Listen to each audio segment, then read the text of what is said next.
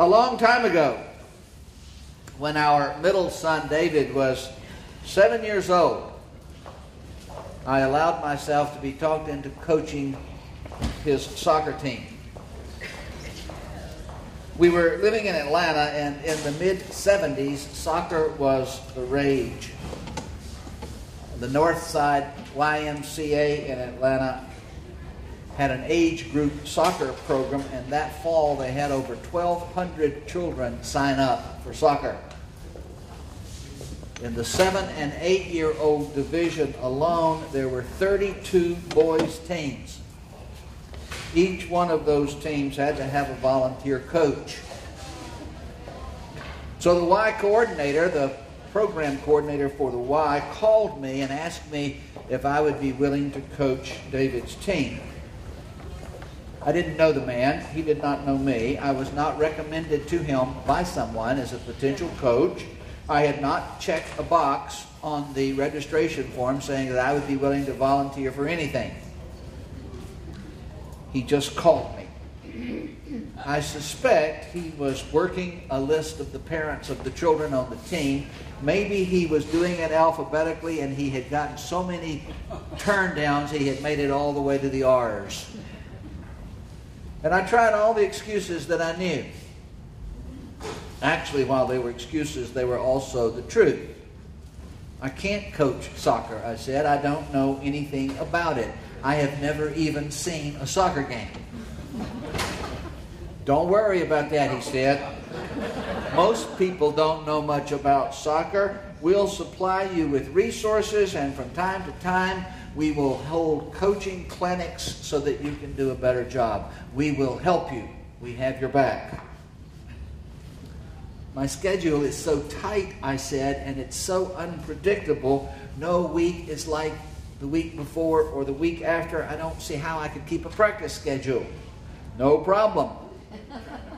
We have that covered too, he said.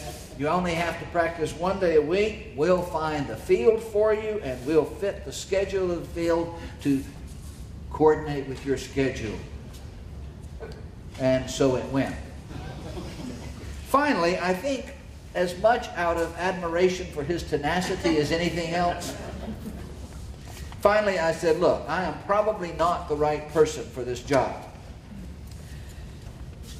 I'm not sure that I would do it very well, but if you can't find anyone else, I'll do it. I know better than that. I really do. I'm sort of in the business, and I know better than that. Because, of course, that's all it took. He checked that one off his list. I was, by definition, could not find anyone else to do it because he stopped looking when I said, if you can't find anyone else to do it.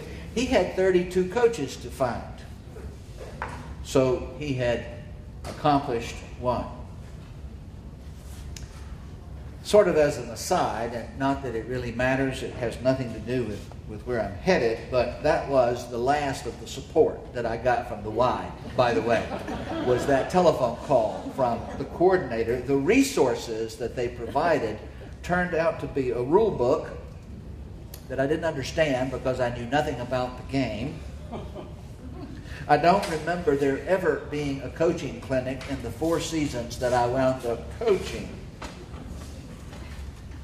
Fortunately, the church where I was had a school, and so we had our own practice fields, and I had access to a practice field that I could fit pretty much in my schedule because they sure weren't doing that at the Y.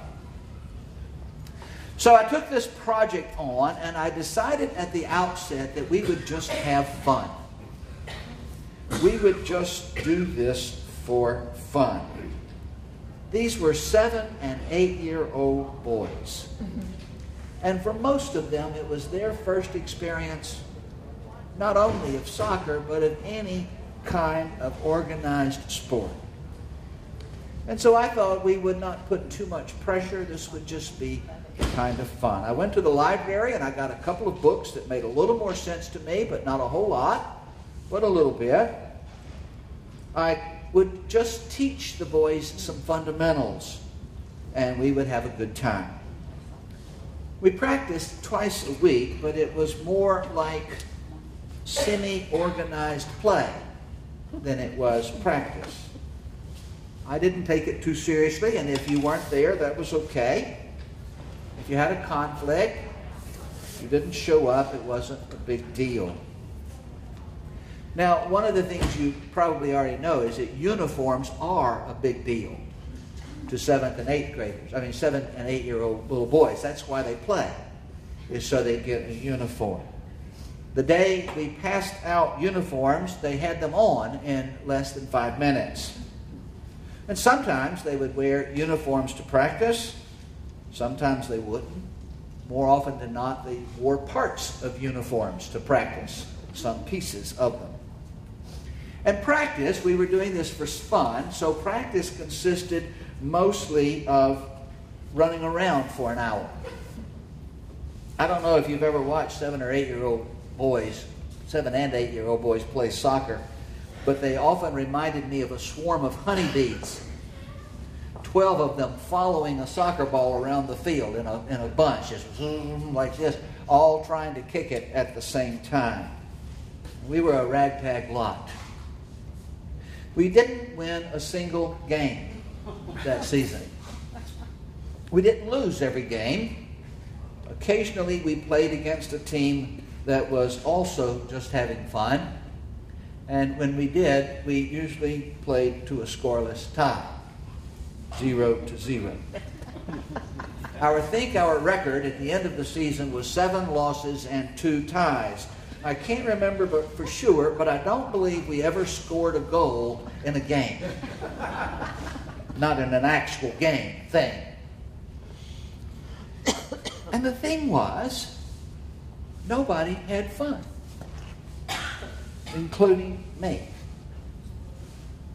It doesn't take long for running after a soccer ball in a clump of boys to become boring for them and for those who were watching. And losing all of the time was not a source of excitement or inspiration. Attendance at practice became sporadic. There was almost always someone missing from a game. At that level of soccer, games are played with 7 people on a team, 7 people on each team on the field at a time, and each team had a roster of 12 boys. I remember one game when we only had 8 players present. 5 minutes before the game, I thought we were going to have to forfeit because we only had 6 players. In the next season, I coached again, and about half the boys didn't come back. They didn't find soccer very exciting. They didn't have much fun at it. I've always regretted that. And I've always wondered if I let them down.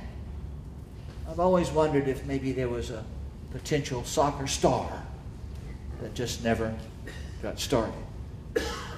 I was certainly a part of what turned them off to the game. That next season, the first thing I did was find an assistant coach. Someone who didn't want to run things, someone who didn't want to be a coach, but a man who was highly organized and didn't mind spending time on the telephone. We wrote the parents a letter outlining how we were going to do things. And we got them together for a meeting at a social event so that they would know each other and recognize each other at games. Practice, we told them, was mandatory. We practiced every weekday unless we had a game. If you were sick or if you had some other legitimate reason for not being at practice, you had to call in advance and be excused from practice. If you missed practice without an excuse, then you didn't play in the next game. It was against the rules of the Y, but parents bought in. Uniforms were special and were to be treated as special. Not only could you not wear your uniform or any part of it to practice, you couldn't wear it to school either. Uniforms were for game. It was a game dress. And we named ourselves the Wildcats. Not every team had a name, but we did. We named ourselves the Wildcats, and we told the boys that we were a force to be reckoned with. We encouraged them to be proud of their team. I got a whistle and a lanyard and wore a whistle around my neck, and I began to work at practice. I taught them early on that when I blew the whistle, they were to freeze, stop wherever they were for a teaching moment so I could point something out to them. We began learning about playing positions, and we began to learn about how to set up a shot on goal. After that second season, by the way, we had a spend-the-night party for the boys, which looking back on it, I'm not sure was a wise thing to do, but we did at our house. And the only way we survived it was for some of the boys the first time they had ever spent the night outside of their house. And the only way we survived it was I wore my whistle the whole night. And anytime anything started getting out of control, I would blow the whistle and they would all freeze because they were so trained to do that.